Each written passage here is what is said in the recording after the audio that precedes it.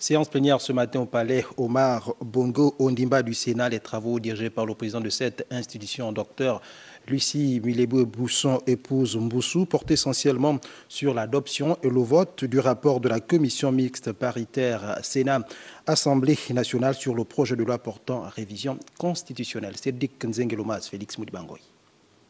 Il faisait encore, il y a quelques heures, l'objet de discussions au Parlement.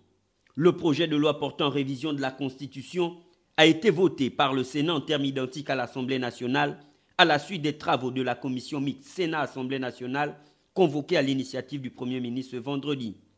À la grande majorité des sénateurs présents à cette séance plénière, le texte a reçu cutus à l'issue d'un travail diligent des parlementaires chapeauté par leur président, le docteur Lucie Milebo-Bousson, épouse Mboussou.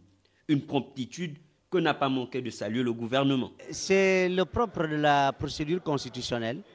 La procédure constitutionnelle, c'est une procédure compliquée parce que la loi constitutionnelle est une loi importante. Le projet dont l'analyse s'annonçait sans grands enjeux pour une certaine opinion s'est pourtant heurté aux amendements des vénérables sénateurs. Francis Kea s'est associé à la démarche. Ces amendements-là résultent d'abord de la volonté de la loi. De la volonté de la loi et surtout du fait de l'amélioration du texte. C'est dans un souci d'amélioration du texte que la loi a prévu toutes ces étapes-là.